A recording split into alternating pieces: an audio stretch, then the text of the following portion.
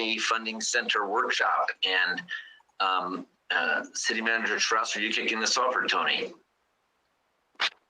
Thank you, Mr. Mayor. Because of time constraints, I will kick it to Tony Camarillo, the RP Funding Center Director, for presentation. Great. Thank you. Can everybody hear me okay? Good. Well, it's great to see you on this wonderful Friday. You're welcome for the Chicago spring weather. So I'll get right into it. I think based on our conversations and our one-on-ones, just wanted to give you sort of an overview of who we are, just a better idea, maybe a couple of things to point out that can make you more aware of what we do and how we do it. I thought I'd start with a look at the last 5 years. Obviously, we had a renovation that began around 2017. We had the Magic come on board. When we talk about being a world-class city, I think the Magic coming on board certainly speaks to that. In December of 2016, they made the announcement for their inaugural season in November of 2017. And of course, naming rights for the former Lakeland Center, we became the RP Funding Center. That's a 5-year deal worth $750,000. It's about $150,000 a year. And that announcement was in May of 2017. Then, of course, the Marriott Spring Hill Suites opened in April of 2020. Right as the pandemic was hitting.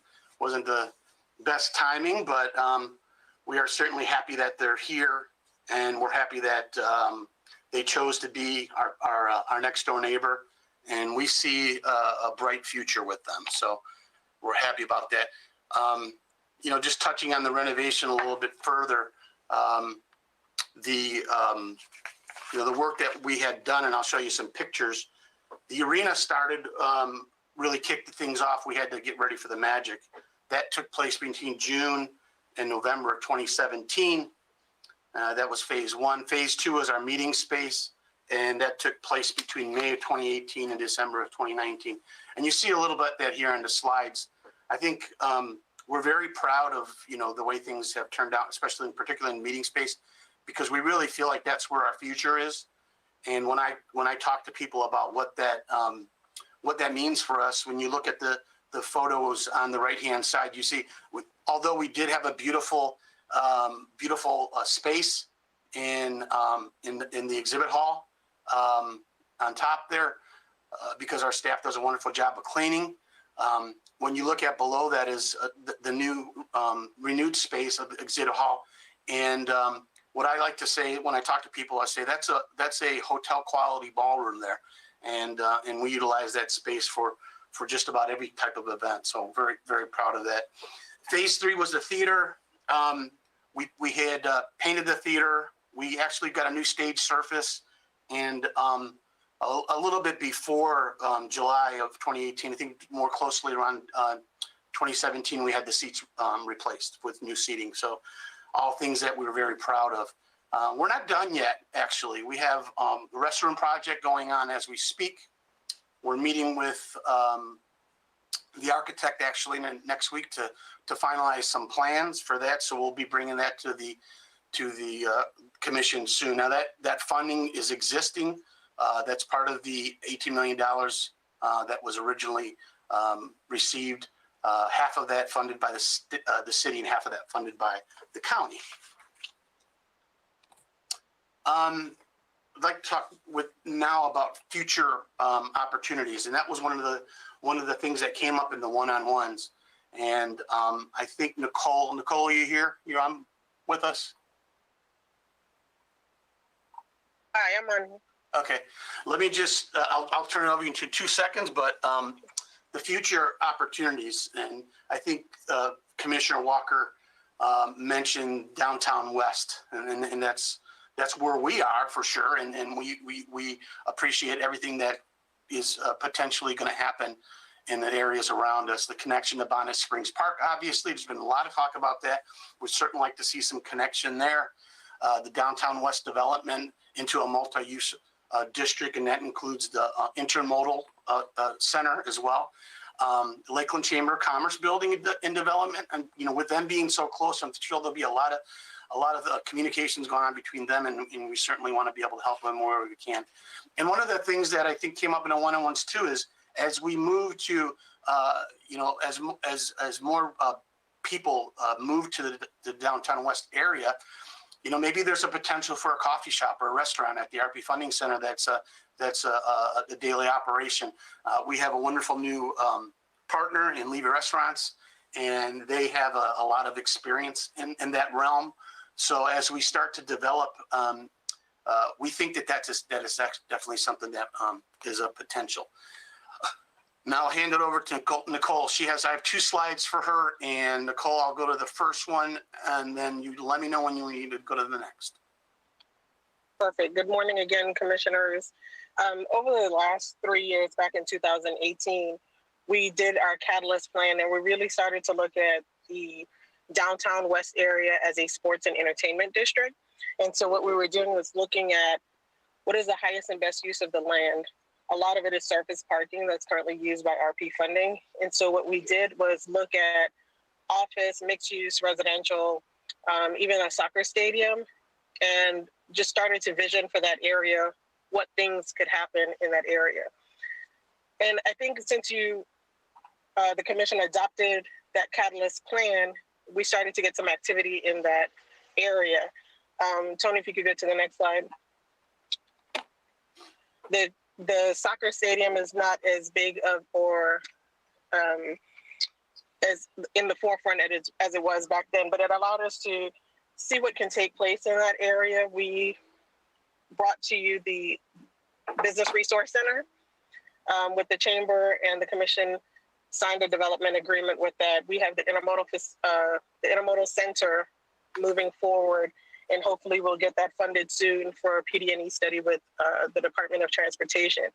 But also most recently, we had a letter of interest on some of that property north of Lemon Street, just looking at what could happen. And we've since then had some other interest in that area. And so there's a lot of development and activity happening in this area, not necessarily sports and entertainment, but just even in recent conversations with using the arts and the RP funding and using the programming and being in a position to start to attract other types of programming in the center. So what you see on the diagram on the screen is that magenta color is where the Business Resource Center would go. The green is the Intermodal Center. The yellow, which is that 5-point roundabout, you've heard about that project. The CRA and Public Works have been working on that project. And the red is just different opportunity sites. We don't necessarily have interest for all those sites, but similar to the previous slide, we showed a parking garage, we showed mixed use, residential, commercial on the ground floor, and just different opportunities and ways that we could use that surface parking. And so as the RP Funding Center starts to grow and the programming continues and starts to expand in that area, so with the development on the west side of downtown and very close proximity to the Bonnet Springs Park. So with that, I'll turn back over to TC, and I'll be available for some questions for a little bit. Thanks, Nicole. Appreciate it. Mark Jackson is joining us, I know, and we have him get his camera on, and we'll talk a little bit about the Polk County Partnership and economic impact. He's got some great information for us. So, Mark, if you can hear me, you want to turn your camera on? Hey, Tony. We're having some technical difficulties here with the camera. Okay. After the break, something happened, and I don't know what it is. We rebooted. We're back on. I see my name up there, but I don't see anything else. So anyway. Well, as everybody know, Mark Jackson, he's a handsome guy. Yeah, well. He's got a. We know that's his voice, so go ahead, Mark. Yeah, we have Mark Zimmerman is sitting here with me. We have a face for radio, so we'll go ahead and continue. Tony, Mark, let me just quickly say that the county funding for the renovation, half of the $18 million was brought to us through the county. They've always been great partners since I've been here. never had any trouble going to them with these projects and getting their partnership. So thank you, Mark, and those county managers who've taken part in this. That strategic partnership with the Magic has included, some things that the county has also been able to do with the city of Winter Haven, the Advent Fieldhouse and Conference Center. A lot of the events that we host generate revenue for the county, obviously, and they support those events. I think I've shared some of that information with you in the past. I think the key to the economic impact, from my eyes, and Mark will obviously elaborate, is that when you get rent and services and catering and people stay at hotels and restaurants and create jobs, that's what economic impact's about. And I'll turn it over to Mark. He's got a couple of slides. Thanks, Tony. There's really 4 points that we're going to expand actually on the economic impact towards the end. But as most of you know, all world-class destinations have a civic center at their core. Critically important, and it ultimately amounts to a branding opportunity and an enhanced image for a destination. You think of Las Vegas, New York, like with Madison Square Garden and so on and so forth. Essentially amounts to free visibility. And, we've seen that with the Lakeland Magic and the hours and hours of programming that we've received, that the city of Lakeland has received via the ESPN network of networks. And so that free advertising, that promotion is critically valuable. And it's really becomes synonymous with the Lakeland brand, if you will. So it's a showpiece. It's an image builder. It's the type of non-intrusive advertising that you just can't buy directly. So it's a testament to the quality of life and other things. The second and related issue is the fact that the Lakeland Center as a center and the offerings that it provides does a lot of things for the community. But in the area of economic development, site recruiters, and Steve Scruggs will tell you, our own economic developer, Mark Zimmerman, as well as Sean Malott with the CFDC, that's what site selectors are looking for. That's what businesses are looking for when they're looking to either expand or relocate an operation. If there's not a center, if you will, if there's not an offering, it's not going to be considered. It's that simple. So it really provides a recruiting advantage, and the nicer the center, of course, the greater advantage that you have.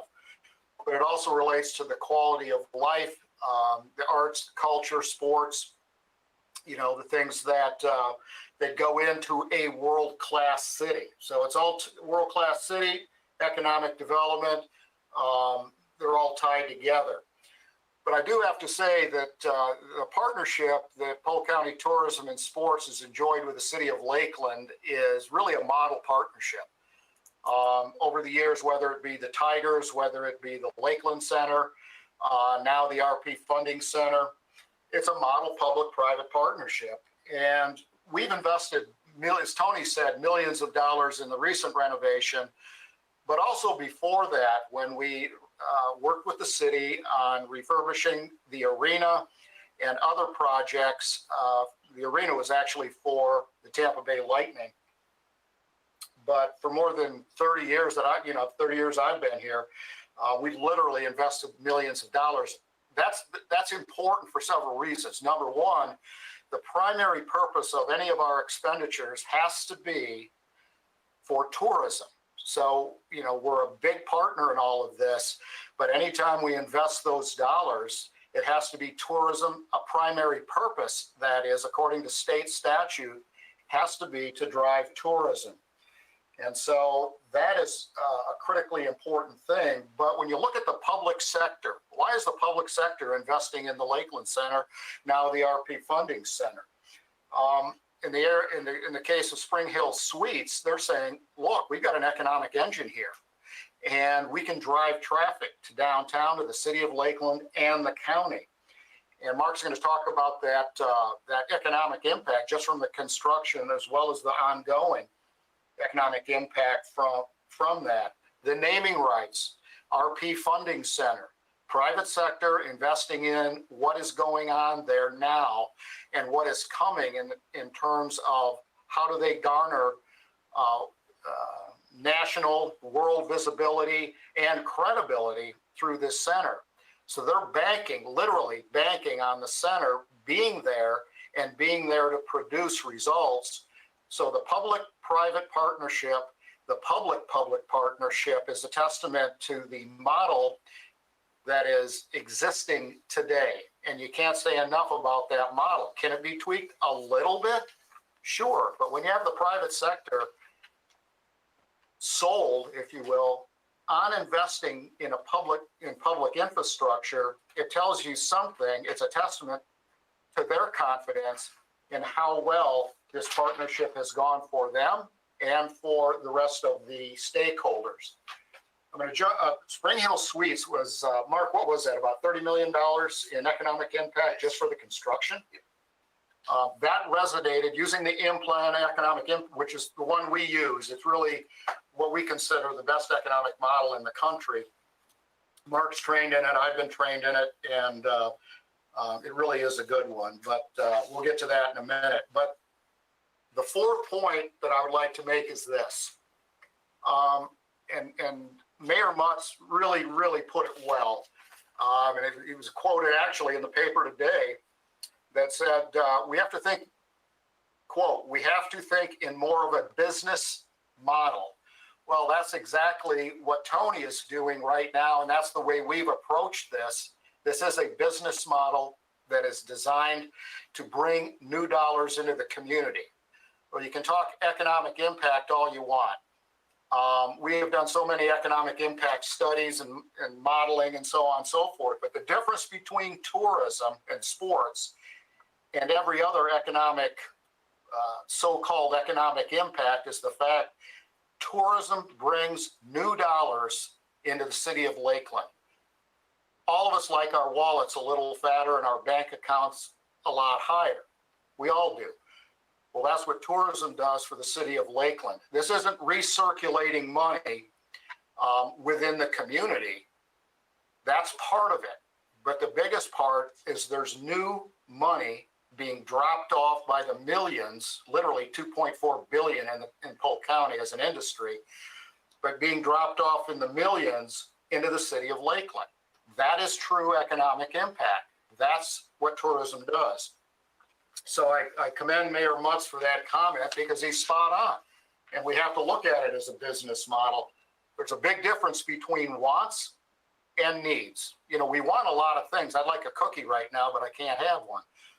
But I need clothes on my back, I need shoes, and this new money coming in makes all these other benefits, the wants that we receive, possible.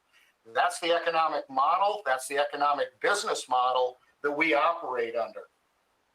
So those type of activities, to quote Mayor Mutz again, the starting point is to analyze the types of activities that can maximize profitability at the RP Funding Center. That's what tourism does. That's why we've invested as much as we have, because we have confidence in the city. We've had an unbelievable partnership with the city of Lakeland for the 30 years I've been here. We couldn't ask for better partners. It's just a great business model, and that's the way we work. So, you know, you got to look at return on investment. That return on investment means that you have to have new dollars coming into the community. Is it important to have local events, arts events? Sure it is.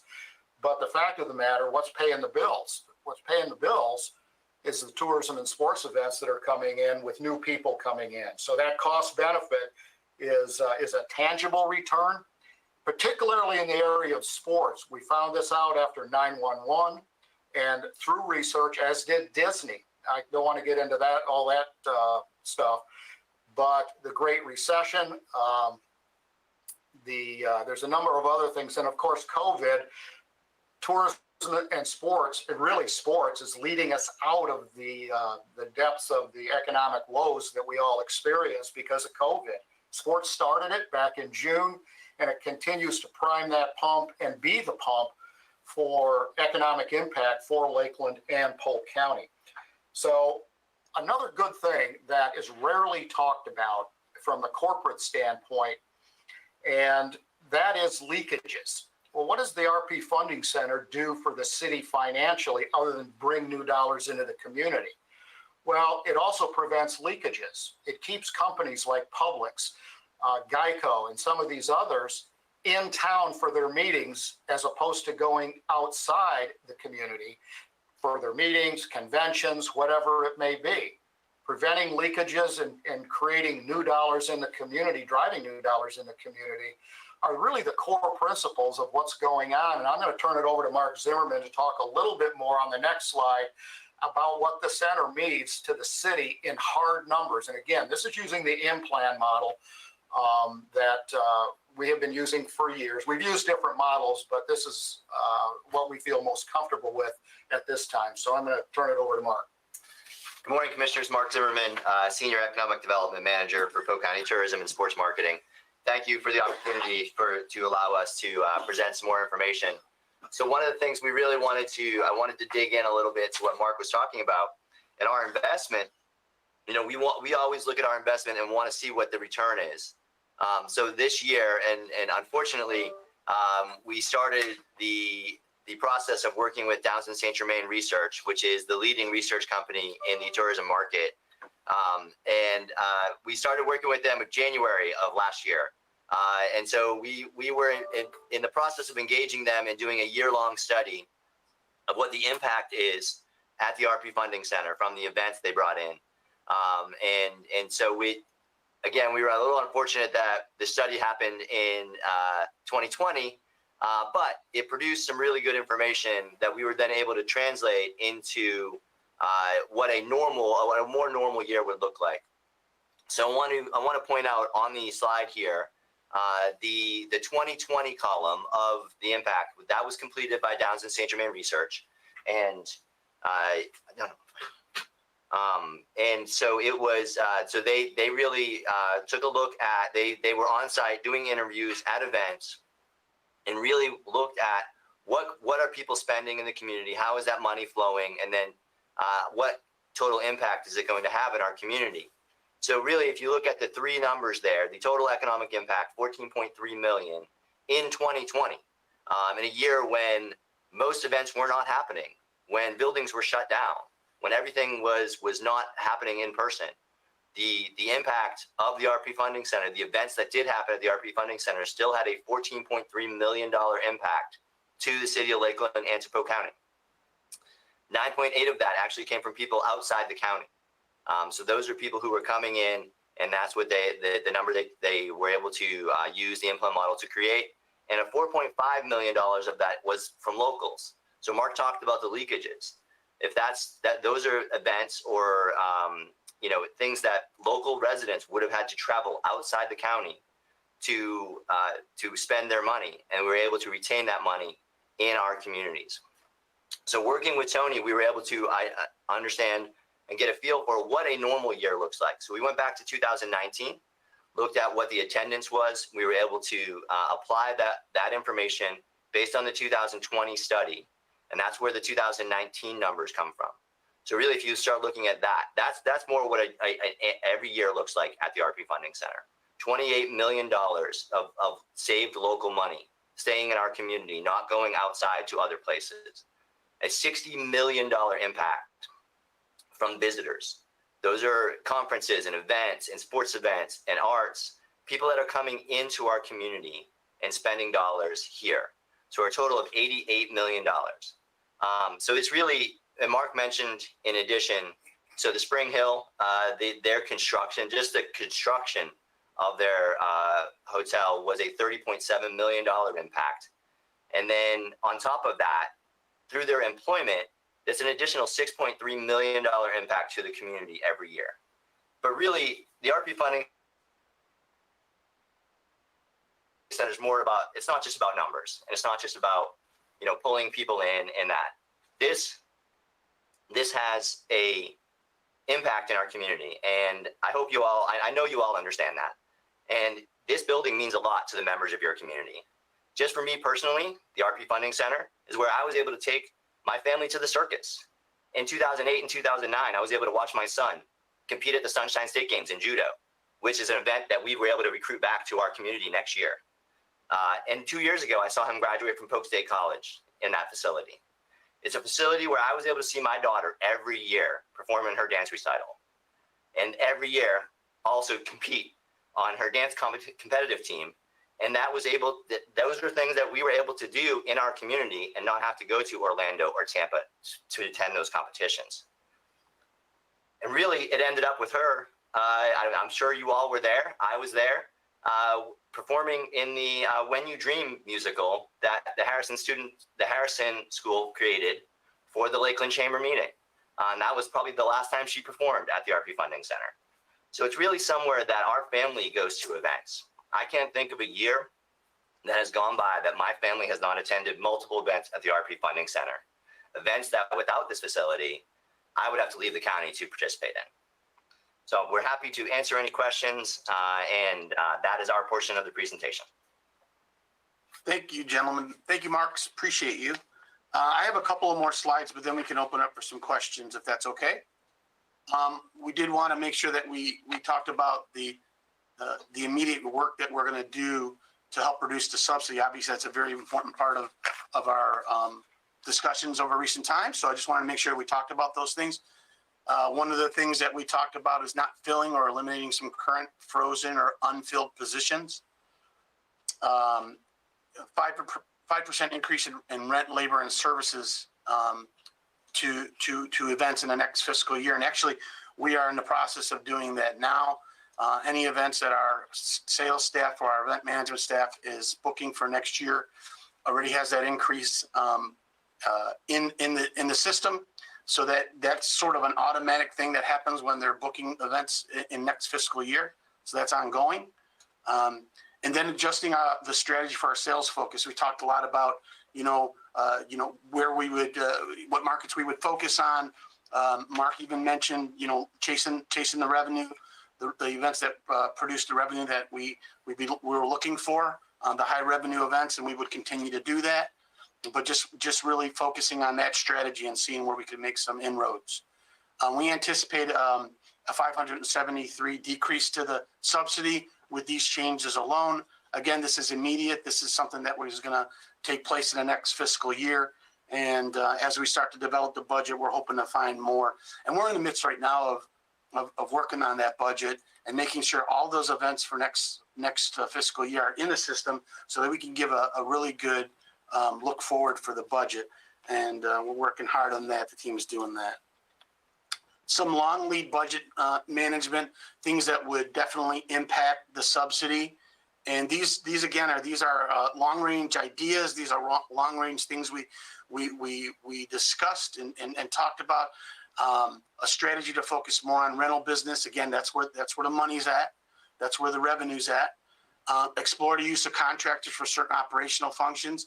It's one of those things that, when you're running a business, you want to make sure that you look at all your options. So we'll be looking at some of that, looking into the future. Reviewing our event mix to focus on the most profitable business. That goes back to our rental business and finding the right mix. And then obviously one of the things that could really bring some money to the table is a full review and focus of our future sponsorship options. We have a wonderful deal with the RP Funding Center, with the RP Funding company now. We certainly want to continue that, and that money is there. And if we can nail them down for another 5-10 years, that's obviously our goal.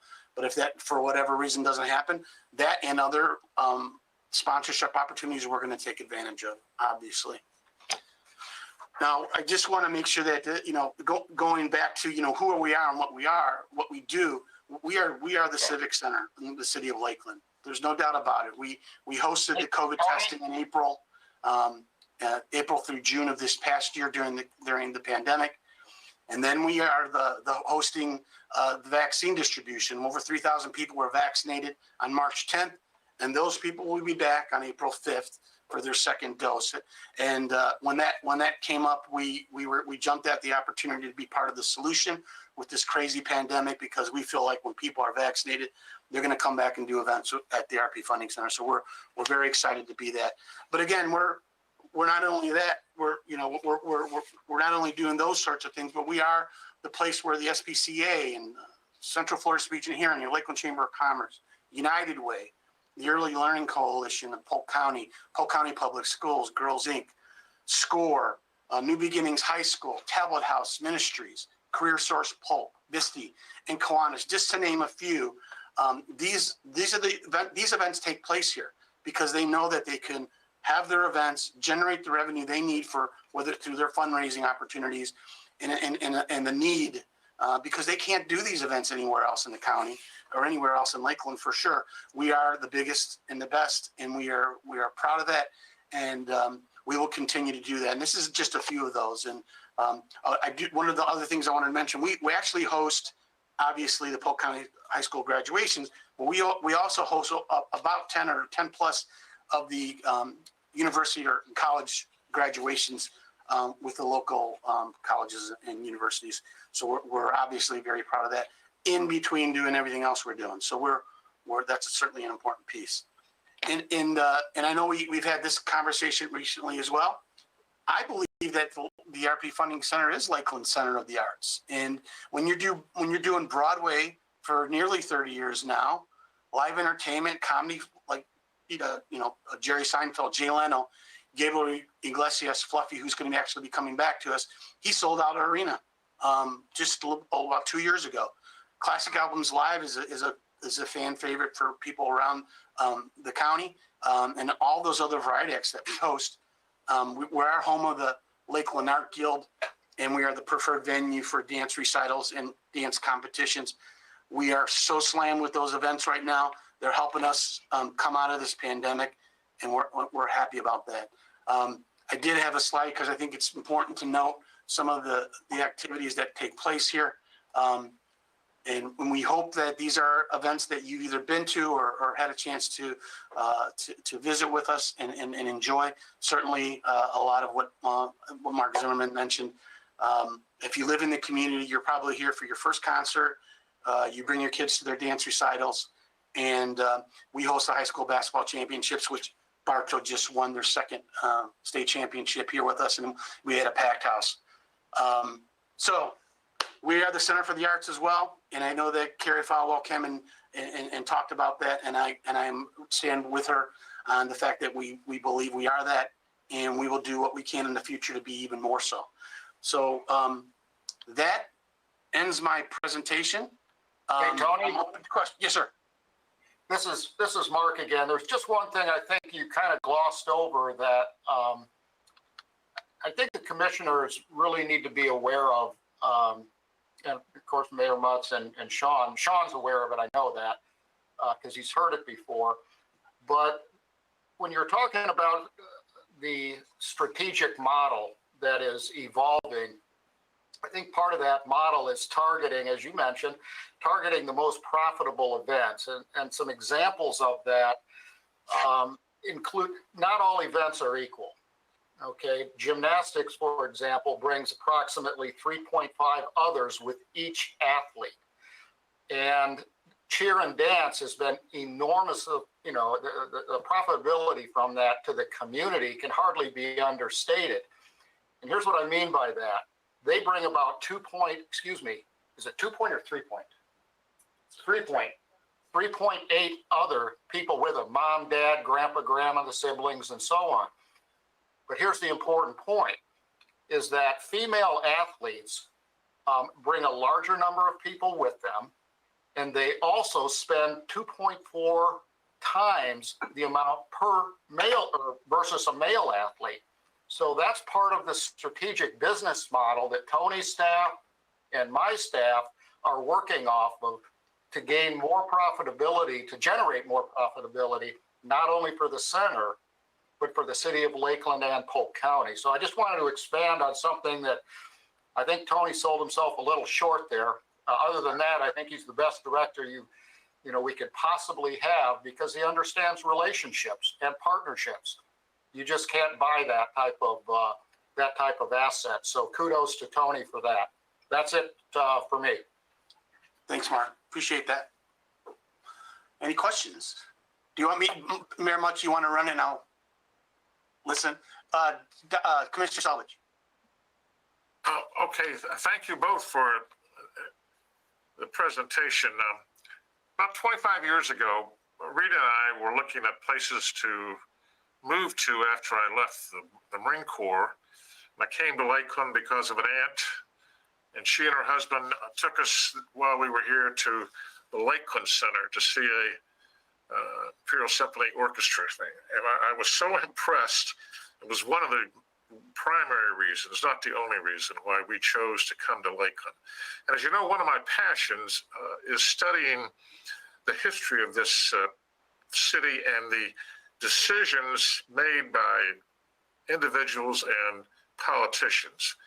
So over the past few years, I've studied the Lakeland Civic Center. I spent 2 or 3 sessions with Joe P. Ruthven, the mayor at the time. Gene Strickland was his bag man who went around with Mayor Ruthven to convince people we needed to build this center. Jim Verplank led the way in displacing and moving the Moorhead community. By the way, it was funded, believe it or not, by cigarette tax, which was controversial in itself. But that vision by that mayor and staff and the commission produced the only venue of itself in Central Florida. So it was tremendously successful right from the beginning. But we're now here where we're talking again about how much it's costing the city taxpayers to do this. And I'm not a great businessman, as you all know, but I think $28 million in economic impact for what? I don't know what the subsidy is. So, but to me, it sounds like a pretty good deal. I'd also ask you, as we enter the budget destruction in talks in a couple of weeks, the timing is just not right for us to be debating the future of the RP Funding Center. We're in the middle of a pandemic. They're under debt service. It seems like we're beating somebody when they're down, and we can't get a clear picture of the potential of the RP Funding Center. So I argue that, look, it's really not the year to take a look at the RP Funding Center. But my final lecture to you about this, we assume that the RP Funding Center is going to continue to be Polk County's main venue for events of this type. And we shouldn't. I mean, Winter Haven's doing some great things in their part. Who's to say a developer couldn't come in and put one in the Four Corners area, Haines City, Auburndale? So as people look at this commission, and every year on budget time, we quibble over how much is the RP Funding Center costing us. I just ask that you be very careful. I mean, if we have full support of this venue, I think it's an important message that we're sending to others, and we shouldn't take for granted that just because of the vision of Mayor Ruthven and others 50 years ago, that it's going to continue that way. So if there's a better business model, I haven't heard it yet. I'm not even sure that they should be part of the enterprise fund. Maybe we can split that off, only part of it is enterprise and the rest comes out of the city general operating fund. But I urge the commission to think the long view on this issue. This is an important one and you need to get this right. Thank you. Commissioner Madden? Thank you so much for this presentation, and I'm so glad to have both Nicole and her team and also Mark Jackson and Mark Zimmerman here to have this discussion. And so I will argue a little bit with my colleague, Commissioner Selvage. that there's no reason to have this conversation this year. And I think it, for me, really became important when we knew that the certificate of need was going to be removed and our hospital lease revenue source was in jeopardy.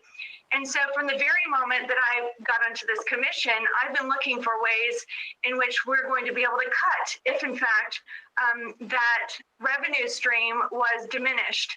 And I guess as a small business owner, I'm always looking at my threats to my revenue sources. And what a better time than during COVID to really take a fine-tooth comb to look at things and look where you're spending so that you don't get yourself in a predicament, because we're not like the federal government and we can't print money here in Lakeland. And our taxpayers pay very little because we have these wonderful additional revenue streams, the dividend from Lakeland Electric and also the hospital. But with knowing that was coming, and then also making the deal that we just made to get that $215 million, when you think that the RP Funding Center does cost us $5 million a year, which is over a third of what our revenue stream was from Lakeland Regional Health, that needs to have high scrutiny, in my opinion. So whether it's the Cleveland Heights or whether it's the two pools that we subsidize for $1 million a piece, I think it's incumbent upon leaders to always be assessing how we're spending taxpayer dollars and to know maybe this was the most wonderful decision to ever make in the history of Lakeland at the time to get Elvis and other folks here, but is it still the best decision for Lakelanders? And maybe it is, and I like to see those economic impact numbers, but that doesn't mean that as leaders, we should just, oh, it's wonderful. I like going and I like to go to dance competitions. As leaders, we're tasked with making difficult decisions. We're tasked with doing things, the hard things that other people don't want to do. And so I obviously love Tony Camarillo, and I love his team and all that they're doing, and I love the TDC and Mark Jackson and the investments that they make in our city.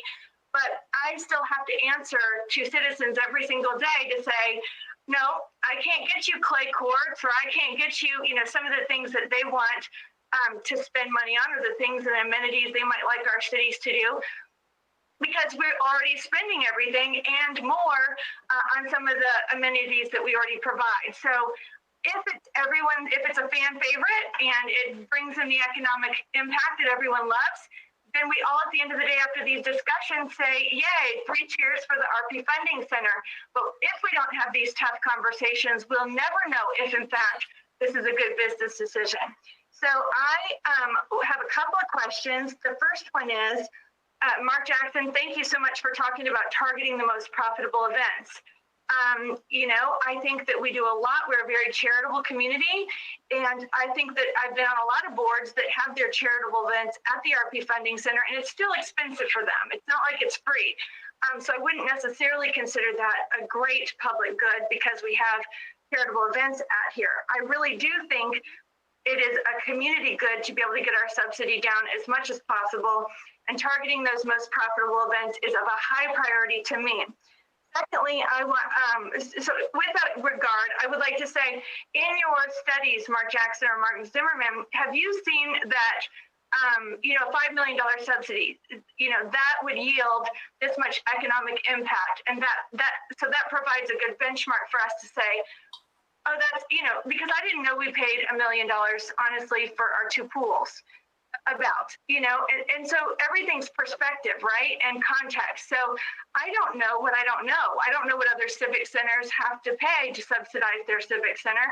And then, how much dollars that leverages. I liked how Nicole Travis, when she was a CRA board director, she just would always talk in terms of that's like a $1 to $7 leverage. I know that $1 of city money resulted in $7 of private money. So I kind of would like to know, have some type of a gauge in the formula to know if we're subsidizing it at the cost of about $5 million a year, is the economic impact that we receive stellar? Is it average? What are other civic centers? How much are their cities subsidizing them as a proportion to their budget or their revenue streams? And then going back to the first, so that's kind of my question is, how do we benchmark what we pay as a subsidy and how much we're getting, for an economic impact? And then the question for Nicole, I really do agree that when we started doing more master planning, that is what generated interest and brought Spring Hill and the Magic. I think that the other thing about city leaders, not just that we have to, be tasked with all the hard decisions, but also that we cast vision. And when we cast vision in an area, it stimulates community conversation. And community conversation then says, wow, well, if I know that there's a hotel building and the Chamber's investing and the Bonnet Springs Park's going over there, I want to check out those 3 other red squares that Nicole Chavez had on her slide. I want to see if I could partner with the city and put, another hotel or put another amenity or put another business, like Tony mentioned with the coffee shop or with the restaurant.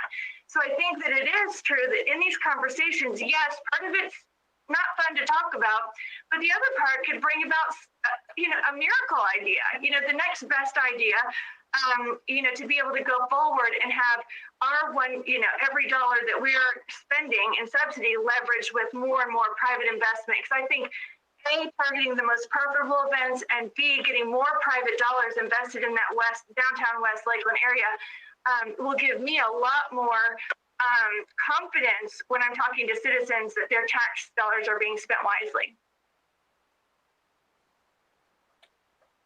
Mark, I'm not sure if you want to address the benchmark. What I would say, Commissioner Manning, there's a lot of different models out there. If you look over at Orange County, they get the convention center there gets a direct. They get a direct help on their subsidy through that bed tax.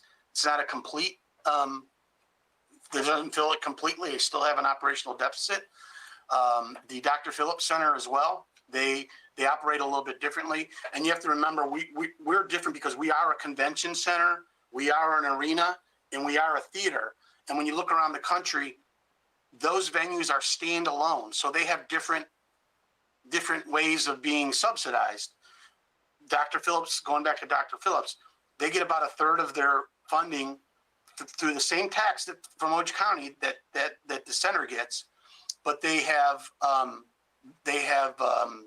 sponsors or people who invest in them, the community sponsors.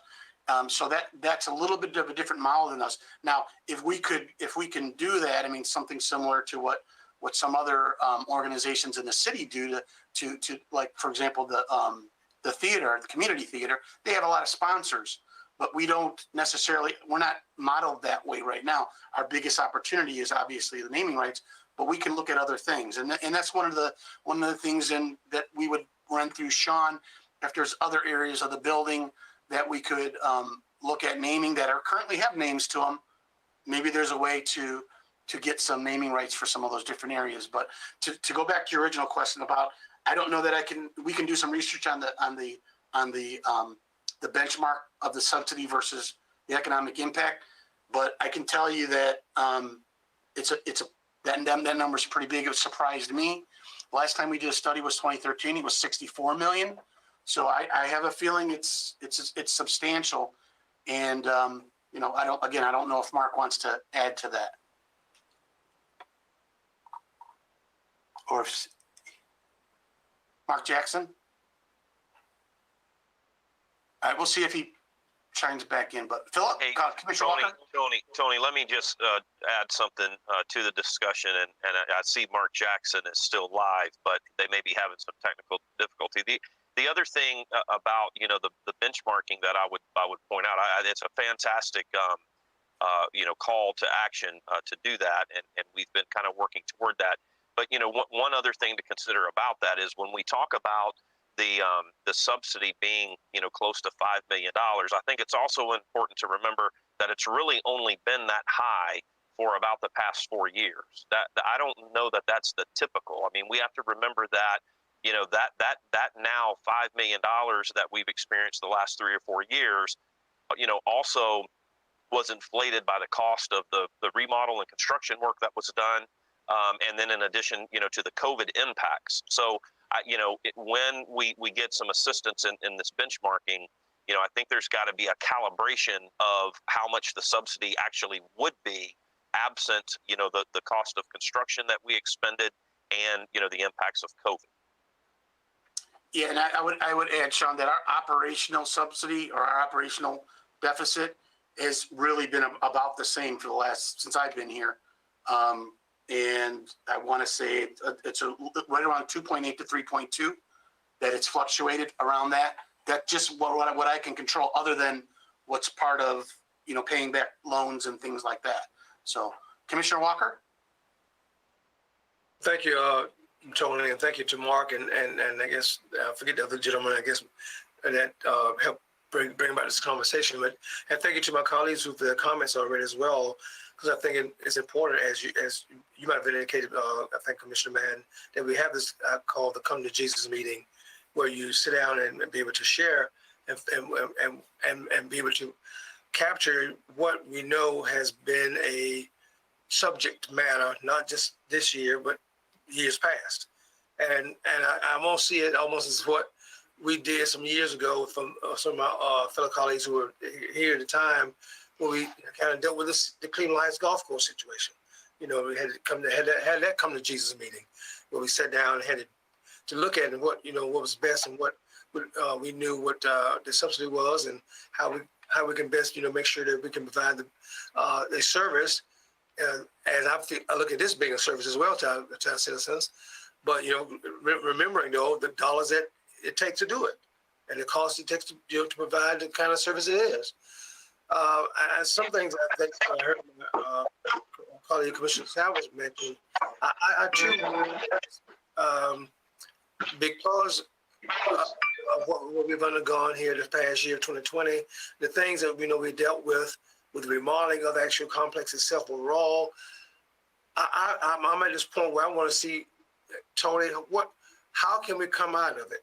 What can we do to help come out of it? And you're bringing those kind of things to us. You share those kind of things with us in strategic planning time. I'm wanting to see, hey, let's give it a try.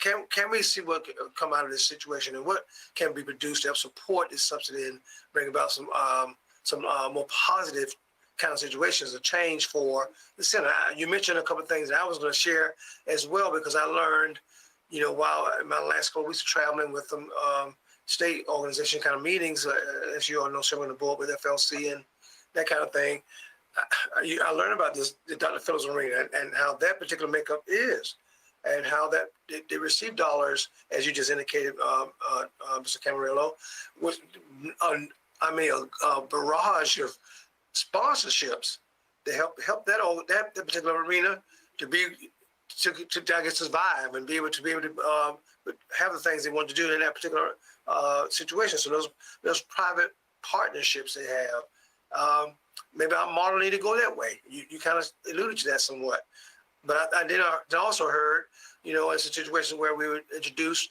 with the art connects, the arts programming, and then how the arts can maybe start playing a part into it. And I know I'm stepping on maybe Commissioner McCauley's kind of toes there, but maybe that's another thing that could bring something to the table to help support, the actual subsidy or the actual programming and costs involved with this thing. I'm at a point though to say, let's wait it out. This team has brought something to us, and they're saying, yes, we know you're concerned. Yes, there are dollars being spent, and rightfully so. We know there are dollars being spent, many dollars being spent to provide this particular operation to be there. But with those kind of programming and options that have been placed before us, let's see if it could still make a change for the best. And again, a different kind of model may be the kind of way we need to go as well. So that's where I am, I think, in this subject matter at this point. And I want to see how we can best make it happen. I do have a question, though, for two people. Mark, if he's able to get back on. Yeah. Because he provides information at the mayor's breakfast for Sunday Fun kickoff. For those of us that were there, they kind of shared some, I think, and maybe he said it, and I came on, of course, a little into the start of the actual discussion here. But he said some things, I think, back then in that particular breakfast that we had, that was there, Sunday Fun breakfast, that I want to hear about what what kind of, I guess, impact that we know that these kind of things in our community bring to Lakeland and help support the kind of quality of life that we all want to have for our residents and community here in Lakeland. Secondly, I know Nicole, Ms. Travis, in your comment that you had asked, your comments you were sharing with us about the possibilities of downtown West. Did we not have some discussion? And I'm thinking maybe some time ago about some residential situations coming even afloat in that particular area, which will help bring some tax dollars to us. If that will come to be, I wanted to hear more about that as well. Mark, did you want to answer that question on quality of life? Yeah, sure, absolutely. I should call you Professor Walker because you ask some really good and some tough questions. But the fact of the matter is, I'm going to jump back, if I may, to answer Commissioner Madden's question about return on investment and so on. Basically, as a $5 million subsidy, the new dollars, Commissioner, that come into the community because of the Lakeland Center, RP Funding Center. I'm old. I guess I'm a little older because I keep calling it the Lakeland Center. But the fact of the matter is $60 million of new dollars just being dumped into the community. Well, what does that mean in jobs? What does it mean in the viability of some of these businesses? We've had more and more hotels and motels, restaurants say they wouldn't have been in business, wouldn't be in business today and after the Great Recession if it wasn't for the tourism and the sports industries. It's critically important that these new dollars keep flowing into the community, but that's about, you invest $5 million, you're getting 12 times the investment back. Now, I'd love to have my financial portfolio provide those kind of returns, but those are actual hard dollars. What Commissioner Walker, I believe, Professor Walker was talking about relative to the presentation I made to the prayer breakfast was that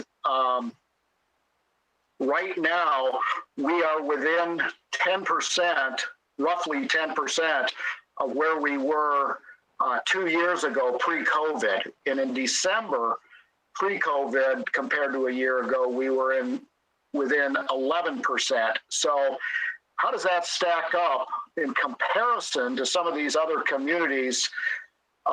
It stacks up is that we're beating everybody else, Orange County, Osceola County, Lake County, Hillsborough County, by a pretty wide margin.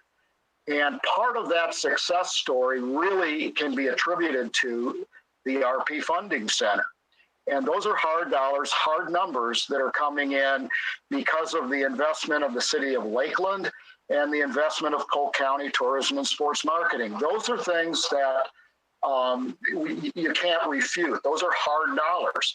So when you're looking at a subsidy, the RP Funding Center produces financial results. When you get into investing, and it's an investment in tennis courts or in some of these other things, great things for the community. We all benefit from that. But in terms of a business model, like Mayor Mutz was talking about earlier, the business model is such that this meaning the RP Funding Center, provides that tangible, hard dollar return on the city's investment. The citizens benefit, the businesses benefit, but without money, without new money flowing in, we're dead in the water like Osceola. They're at 30% occupancy. They were at last month, 30%. And they don't have the diversity of offerings. We have that. And part of that diversity is because of the RP Funding Center. Now, our business model for my entire 30 years with this organization has been, we are going to get the demand first, and then we are going to build the infrastructure. That's what happened with the renovations to the RP Funding Center. It was critically important. We've done that here at Lake Myrtle. Get the demand first, then build whatever capital projects you want to build. If you don't follow that system and that model, All it is a field of dreams, and the field of dreams is a movie. It's not a business model. You can dream, you can plan, you can do all of this stuff. But the fact of the matter is you have to have tangible business in hand before you make the investment, or at least a very high level of confidence that is going to produce tangible financial results. The Lakeland Center does do that. So anyway, Commissioner Walker, Professor Walker, and also I guess Professor Madden, those were great questions, but those are the hard numbers, and that's really what the ARPA Funding Center does from an economic standpoint. Commissioner McCarley, you're next. Thank you, Mark, and thank you, Tony. I don't know if you're going to say anything, but I still want to hear. If I heard correctly, some conversation passed from Ms. Travis about the, I guess, possible residential that may come in that core area too. That they could bring some tax dollars back to us as well. Is that something that I did not hear correct, or something that you think that may be coming about? I want to hear about that if I could, please. I think Nicole's still on. I'm not. See that there she goes. I'm here. Go ahead. Commissioner Walker, yes, you're right. We mentioned briefly about a letter of interest that we received regarding some residential development over on the west area of downtown, and we pretty much got the go-ahead to start the disposition process. In doing so, well, prior to putting out the disposition notice, we received another letter of interest. And so there was a little work that we needed to do in due diligence before actually listing that notice of disposition. But there is just a lot of conversations that are happening in that area. But anything that we bring in that area, we are looking to maximize that leverage of public investment for that return on that private investment. And so, yes, what we're looking at right now will have some return via tax, ad valorem taxes, if that's exactly what you're asking. Yes, ma'am. Thank you very much. Commissioner McCarley. Thank you, Tony. Tony's been trying. I've been waving at him for a while, so I appreciate that. Everybody saw you. And thank you to Mark Zimmerman and Mark Jackson, of course, and Nicole for being on. So I want to kind of circle back to Commissioner Madden's statement that I think, and I'm not to be argumentative with Commissioner Selvage, who I respect highly, but I think the onus is on us as elected officials to look at all of our financial line items and see where we are. And in the process, and having a discussion like this is really important just for the public to understand, which we've said time and time again, is that I don't have the benefit of calling Mrs. Madden and saying, hey, what do you think about this offline? We have to do it in the public eye. And so that's why these workshops are really, really important. And I appreciate all the information that Tony has brought forward to us, and even in our one-on-one meetings too. And I wanted to circle up to that because, you know, it sounds to me, and I'm like Mr. Jackson, where I still call it the Lakeland Center, good, bad, or ugly. You know, I saw Bon Jovi there when I was in high school because it was the only arena on the I-4 corridor. So, you know, U2 played there. They hung out at Lake Morton. And to me, that's also includes the arts and, you know, those kind of concerts. And unfortunately, when Tampa and Orlando built Amalie and the Orlando Arena first, and then they destroyed that and built the new Amway Center, and then you have Bob Carr over there. And I grew up on the northeast side of the county, so we always leaned toward Orlando and going to any kind of our event spaces over there. And unless there was a rock band, and then we came to Lakeland.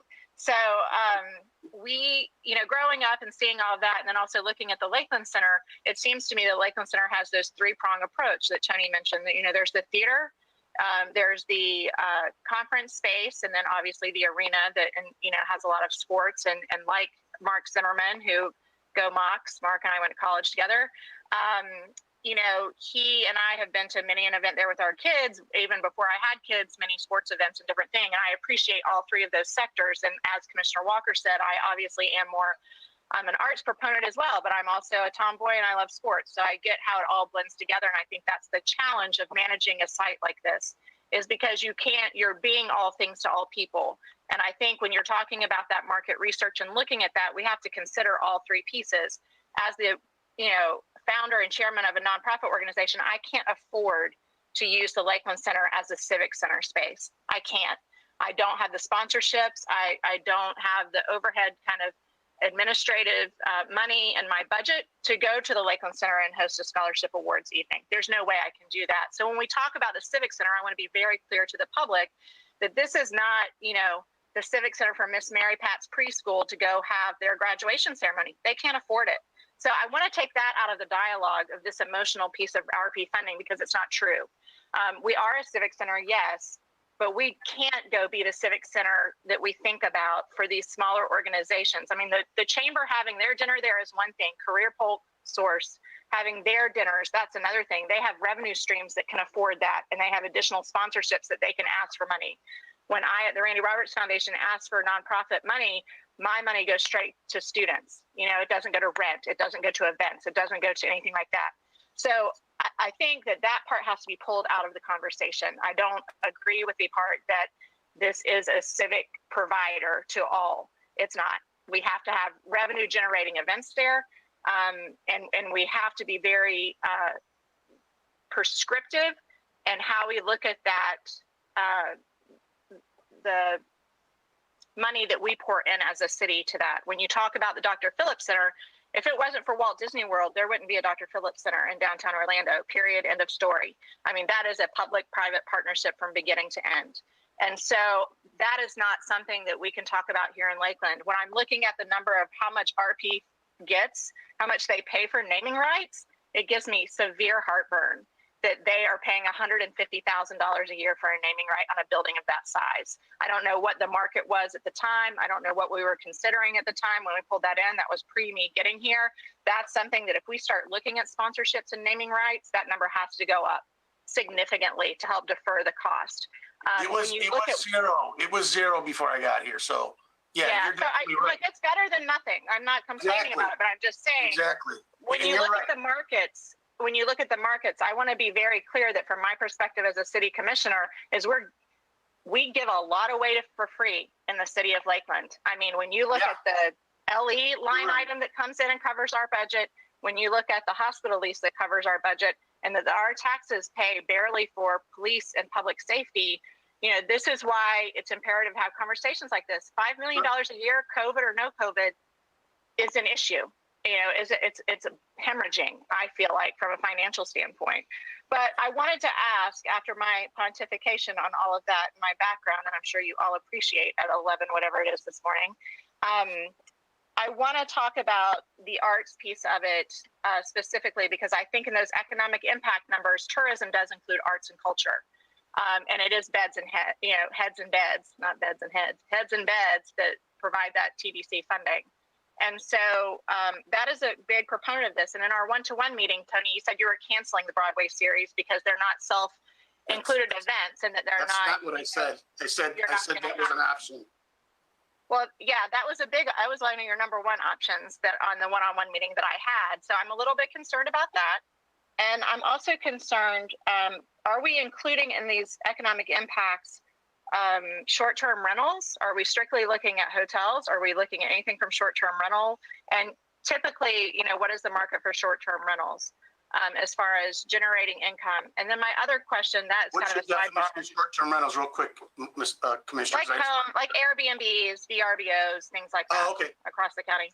Mark, so just in the future, if we can get a number on that. And then also, I want to know back to Mark Jackson's point about how much RP, the percentage that RP is putting into economic impact. I would tend to believe that the Detroit Tigers partnership that we have might be a little bit larger than the RP and economic impact. And I would just want to know those numbers. I can give them to you right now if you'd like, Commissioner. Please. The economic impact, work backwards from the Tigers, is now this was, I believe, 3 years ago was the last study that was done by the Florida Sports Foundation, was approximately $68 million a year, but only for the 6 weeks of spring training. That does not include the Lakeland Flying Tigers. It does not include other events that take place at Joker Marchants, well, at Tiger Town for ease. And so that's really the number there. They're very comparable. In both cases, however, the vacation rental homes, VRBO, home away, all of that stuff is a choice by the consumer to where they're going to stay. And so the answer to your question is yes, those are included. It's a very comprehensive analysis of how people spend their money. For example, roughly 25% of the overall spend of a visitor, 20 to 28% goes to accommodations. Then it breaks down into other areas and categories, food and beverage, souvenirs and trinkets and stuff like that. So that's really from an economic standpoint, and I don't want to get too much into the weeds of that because it can really get dicey with multipliers and so on and so forth. The numbers that we are using are very conservative, and I think Mark, you may want to either reinforce that or disagree with it, but it is a comprehensive number, commissioners, and those numbers are staking detail and or attention to detail and accuracy. Mark? Yeah, thank you, Mark. So good morning again. The information that we're looking at as far as the impact, it definitely would include the hotels, short-term rentals. It's based off of surveys of people in the center. So down St. Germain sent teams down all year long, interviewing people in the center, asking them, and we'll get the complete, Tony, I believe, has a copy now of the complete research study that he can share with you all as well. It gives some great information, some demographic information, some all kinds of information about the type of guest that comes to the RP Funding Center. But it is something that it is not necessarily maybe tracking their exact accommodation type, but it is asking, are you staying in an accommodation overnight in Polk County? Is it a paid accommodation, or are you staying with friends and family? So there is breakdowns of all that as well. So it is pretty comprehensive. Like I said, I wish we had done it in 2019 rather than 2020. And I think we'll reapproach doing that probably when things are back to normal, so we can with 100% confidence get you an even better number, because our information working with Downs and St. Germain is that even this number we produced for 2019 is probably low, because it's based off of the percentages of out of town versus in town, or out of county versus in county percentages from 2020. I think we can all understand that 2020 probably saw a higher percentage of local residents attending events at the RP Funding Center than outside residents. So in a normal year, we really feel like this number would be actually pretty significantly higher.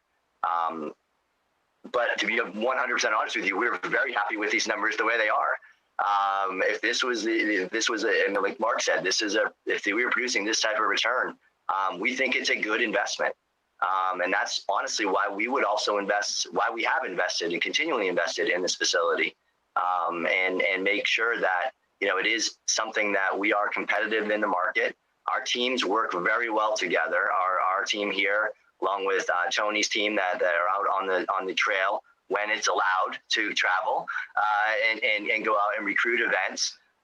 They've been very busy, and they've really developed a good relationship to go out there and bring in the higher value events. I mean, Mark mentioned there's certainly higher value events. If we can go out there and find an event that's going to bring in, doctors and lawyers and meeting professionals associations, we're going to do it because we know they're going to spend more money in our community. But it is a reality we have to work within what we have. The addition of the Spring Hill, which again was unfortunate timing. They opened right as the pandemic started. It really gives us a great added value to go out and say, hey, now we have double the rooms on site. So what I think you would see, Commissioner McCarley, to kind of answer your question anecdotally without looking at any research, is I do believe you'll see events at the RP Funding Center skew towards hotels first. Now, as more and more people explore options like Airbnb and VRBO, then you will see people doing that. But the Lakeland market is hotels first, whereas other parts of our county, mainly the I-427 corridor, is vacation rentals first. That's where the largest concentration is. So we do see that, and we can examine that a little more when we do an additional study. John?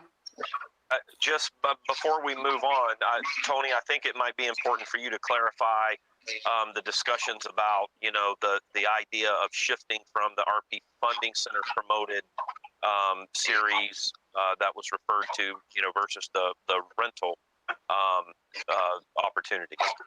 Yeah, I think it was, because the questions were being asked, we looked at everything, and we had to compare. And I don't think it's any secret that the promoted events that we do are more about bringing things to the community so that we can be the place for people to come and have entertainment more than driving revenue, although it's always a goal of ours.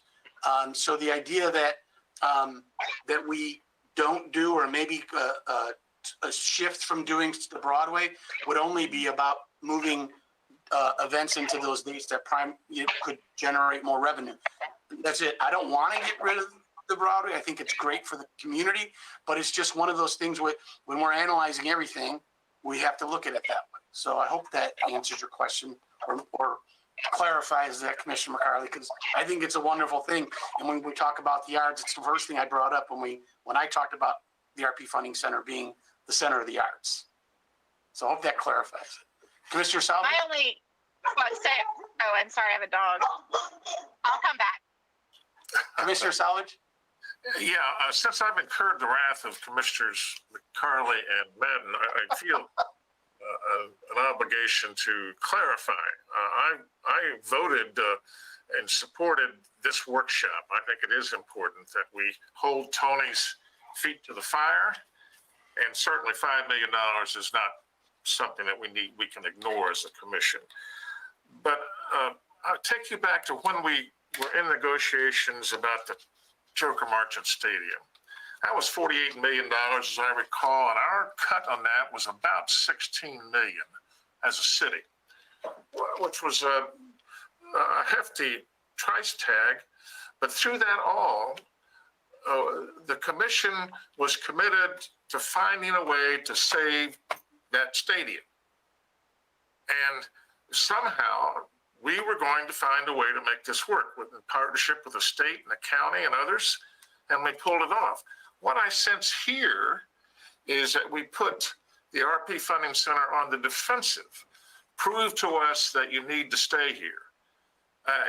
And so I'm asking the commission that the message should be, we are going to keep the Lakeland Center here as the center, the hub of the entertainment and sports industry or venues here in Polk County. So that our message is, how do we make it better? How do we make Tony do a better job? That's what I'm saying. There is a message that seems to be, well, maybe it's too expensive to keep around, and I don't think it is. Enough said. Mayor Mutz?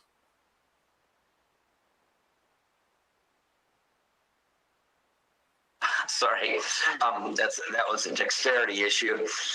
One of the things that I am grateful for as I listen to this conversation is the breadth of support of the commission, and I'm reminded why having a wide perspective is so valuable. And so I really appreciate your comment and clarification, Commissioner Selvage, and I understand the drives of both Commissioner Madden and McCarley. And Mark Squared, you guys contributed wonderfully. So I want to do a little bit of a zoom out here if I could. I think when there's some really material things we ought to emphasize that we heard in this. The $2.8 to $3.2 million operating subsidy has been where we have reliably been able to stay. We loaded this expense with interest carrying costs that we shouldn't have probably allocated to it because it makes it look much worse. And there's probably a piece of the general fund that ought to absorb the non-operating issues that we should investigate, and maybe have Mr. Brossart make a preparation of some kind of a presentation to us on, because I think there is a piece of that. It serves as an art center. It is a business model emphasis that needs to be done, and not all events are equal. And we're very, very grateful, Mr. Camarillo, for the way that you are taking a hard look at that. And it does, there's preferences along the way. There's always things that somebody on every end of the spectrum would like to see included that we would never drop. The reality is we can't afford to have everything that everybody would like to have. So what do we do that makes it the most profitable expense reduction basis civic center that it can possibly be? We recognize we got a 12 times ROI over time. That's pretty significant, and that's wonderful to have that, to be able to appreciate that. When you think about the fact that we had a 4 times ROI during the pandemic, that's pretty significant. And so we should be even fully loaded in terms of the costs that we have. And civic centers are not profitable anywhere in the country. Neither is Kelly Rec or any of the other things that we enjoy. These are amenities we provide to the community that bear operating expenses that we love and enjoy. And if you took away RP Funding Center and it wasn't here anymore, we would be screaming in terms of the loss of opportunity that we have in this community to be able to build and grow other expenses and services and draw people to us. So we would never want to do that. And to Commissioner McCarley's point, small civic organizations can't afford to use it well. And the Civic Center can't afford to subsidize all of those organizations either. And so we do have other places for them to be able to go, and other venues within Parks and Recs for those to be able to celebrate and have those events, or even in church or, faith-based places that can help host some of those things. And so that we're really looking at mid-sized, large venues for the civic functions, and we serve that well. We have some strategic opportunity probably coming up soon to maybe consider the growth of another kind of entity that could be near the Civic Center that helps this old downtown west area start to grow beyond even the residents, which is there. And I think we need to think about downtown west as that's going to grow towards Vonnet Springs, and we're going to see that we get the benefit of increased millage that comes from that as those property values increase along the way. And this is a big one to me, and I think we don't want to miss it. There is going to be post-pandemic a super increased need for socialization. People want to find places to be with people, and the Civic Center provides us with that ability. There's a Wall Street Journal article this morning that you may want to read on this very, very topic, and why as cities we have got to think about how are we going to invest in those areas and places that people can start to congregate safely. And RP Funding Center has done a great job of protecting that along the way, even through the pandemic, which is why we had that return. And then lastly, I think we need to think about, and this is in addition to and not really outside of the realm of, but where do we work to provide a community theater that's in addition to RP Funding Center that does provide a better community theater venue? And that's part of what we have to think about in advocacy as well. And even if it might be adjacent to, it won't be the Yuki Arena or the Yuki Theater, because a community theater has to set up every day and stay set up and do all those kinds of things. But what we have today isn't adequate enough for our good community theater, and we have to think about those as well. And this whole socialization and urbanization need to be able to have places that are healthy for us to come to and celebrate in are a major part of who we are as a city and the kind of quality of life you have in world-class cities. So we can't, chagrin from this at all. We got to embrace it. And Tony, you have done a marvelous job of leading in this very, very difficult time. And so when those shots have been taken, and we know, how sometimes this happens, we all have to regroup and talk about what would it be like if we did not have this. And I love the $500,000 reduction in costs that you're looking towards. That's significant. As a commission, we ought to be celebrating that, because that kind of reduction is precisely what we need coming out of this period of time. But you should also sense that there isn't a desire to unplug the RP Funding Center from this community, and there isn't a desire, and there isn't an absence of recognition to recognize there's a huge economic impact as a result of it. And so I'm thankful for the Mark Squared team's information, and I want to encourage us to think about, on a zoomed out basis, how important this is to who we are as a city and as a region. Commissioner Reed, wanted to say something? Thank you. I've heard some very good dialogue today, by the way, and I may age myself in a little bit in a few, but I don't look at this facility any different than I do in Tiger Town. Our vast park systems, our pools, our lakes, the Peggy Brown building, the Lake Mira Center, all these things all come into play. And it reminds me when I first came on the commission, I had a vendetta against the golf course, because we were bleeding real badly then too. And Don reminded me of how many people used our soccer fields and our softball fields and our baseball fields, and then they switched over to Lake Myrtle Park, where the big baseball fields are over there, which is a great facility. And you'll have to excuse me if I jump around. I made notes different times, and I'm gonna have to go back through them. Because when the golf course, when I got on, it was about 6,000 people used the golf course consistently. Just 6,000 citizens. They would have 50,000, 60,000 around, but 6,000 people, citizens of Lakeland. I guess most of them were citizens of Lakeland, and a lot of them were from the north in the winter system. So that kind of made it. But then we'd have multiple thousands of people playing softball and particularly youth soccer. And then when it comes to the RP, to the Lake Mira Civic Center, it reminds me, and Don may recognize some of these names, Mark may as well, but I saw the Yardbirds there. I saw the Turtles, the Kinks, Jerry Lee Lewis, and James Brown. I did see Elton John at RP Funding Center, which I know most of you guys would know who he is. And it also reminded me, Mark made a very good statement earlier. My cousin is in the photography business, and he travels to, does these Clementine stuff, like they'd have 25,000 singers go to Las Vegas, St. Louis, Daytona, St. Pete, and places like that. And all those things were canceled this year. These were week-long events. It was 25,000 people, and these people lost a lot of revenue as well.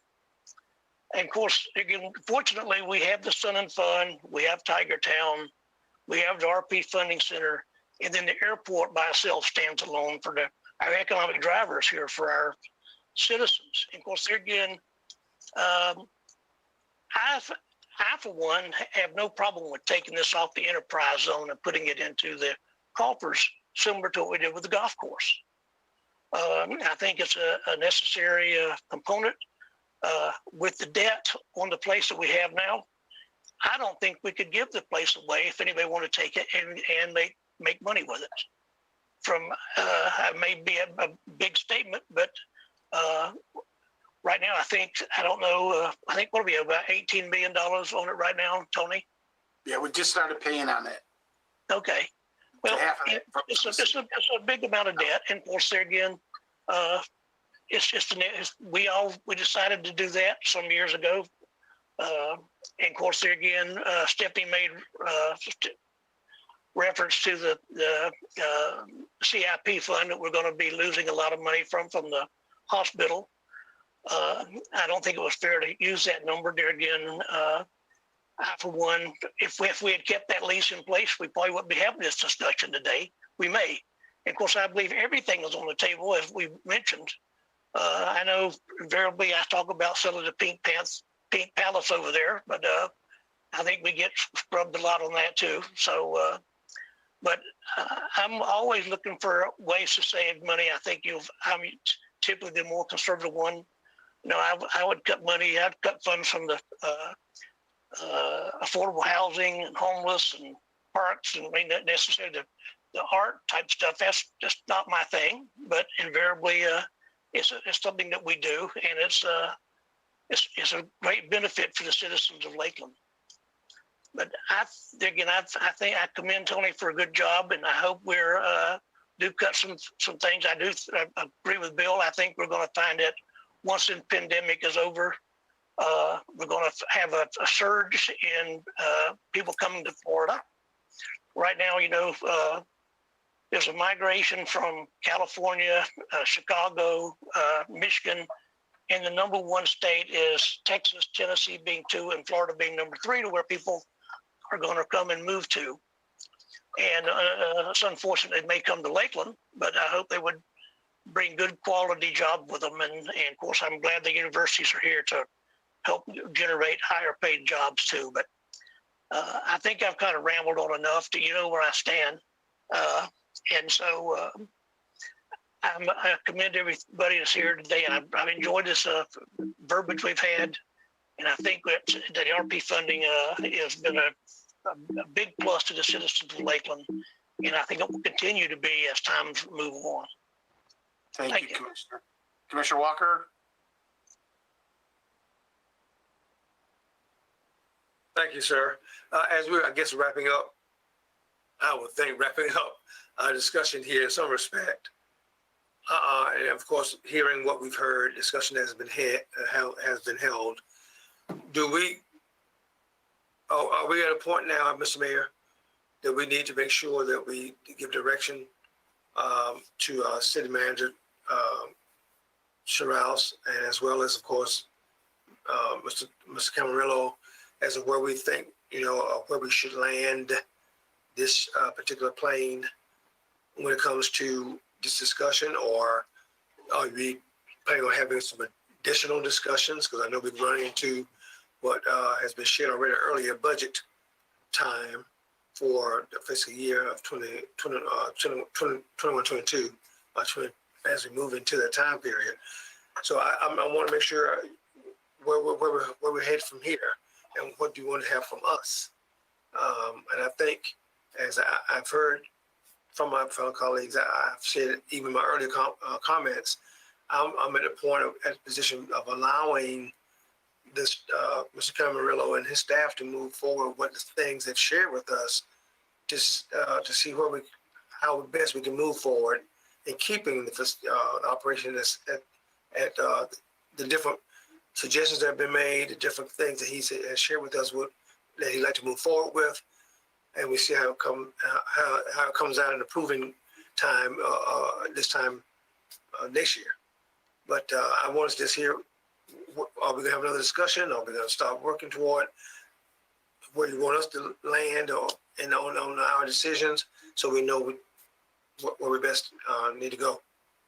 Well, I think we're still in process, and we ought to add some of this to the one-on-ones discussions that we have, because there's some nuances of things people have brought up along the way. And so before we get to that, but Commissioner Salvage? I'd like to join Commissioner Reed's comment about looking at taking the RP Funding Center off the enterprise unit roles, and ask that we direct the city manager to, at the upcoming budget committee meetings or budget discussions, give us the pros and cons of how we look at the RP Funding Center regarding the enterprise fund. Thank you, sir. Commissioner Manning? That was what I was trying to get to, that point, to where you want us to say where we need to go, because that particular, if you recall, those of us part of this conversation, that was even suggested months ago, but I think no one really wanted to tackle the actual subject at that time. So this is not the first time, Commissioner Salvage, with you coming back here in the last couple of months, to hear that particular comment you just made, because it was even suggested even months ago. We just did not have, I guess, the wherewithal to want to move forward with it. But if I hear you correct, I like to have the same kind of situation, or have that kind of brought to my attention when how we best can handle that and what the pros and cons would be. Commissioner Madden? Thank you, Tony. I'd also like to see what it would look like, and I don't know if it's possible can you go every other year with the Broadway series, or if you don't do it every year, does that preclude you from offering that? Just to see if that affected the bottom line, offering it every other year. We can look at that. Thank you. Is there anybody else who got comments? Oh, Deirdre. Hey. Finally. I just wanted to clarify a couple of points. Number one, the operating subsidy for the RP Funding Center is paid solely by the general fund and the public improvement fund, and the capital and debt service is subsidized by the public improvement fund. So I just wanted to clarify. So the $5 million includes, well, for last fiscal year, includes both the subsidy from the general fund and the public improvement fund. Just wanted to clarify that. That's it. Thank you. Okay, I just wanted to thank the Mark Zimmerman and Mark Jackson, and of course Nicole for helping me with this presentation. I certainly appreciate you, and I appreciate you commissioners, your support, because I know that's there. And I want to just thank the staff, because I know they're all watching right now, for everything that they do, especially through the pandemic. I couldn't do it, obviously, without the team here. They're awesome, and they continue to be awesome as we are really coming out of it now. So I'm sooner than later, what you're going to see is, and the reason I started with a review of the past 5 years, that's how I started this presentation. When I walked in the door, I was handed the renovation in my hands, and I focused on the meeting business and the meeting space. We took care of the magic because we needed to do that, and that was important. And I think that's a critical piece to being world-class, is having an NBA franchise in here. But we focused on the meeting space because, in my experience, coming from Chicago, I know that meetings and conventions are going to be what will drive us and drive that revenue in the future. And then we went after the hotel. So with the hotel, the renovation that are finally complete now, pre-pandemic, obviously, but now that we're coming out of it, what you're going to see is, we can talk about cuts, but what I'm going to be focused on is increased revenue. And that's where we're going to hit the subsidy. So I just wanted to make that point. That's why I started with that slide. And that's what our game plan is here. We're going to continue to grow the revenue. And that's it, unless there's any other questions. I appreciate everybody's time. You can call it, Mayor, if you want. All right. Well, we appreciate yours and a great discussion, valuable input. Thank you so much for your good, discerning thoughts. And it's been a wonderful morning. Goodbye.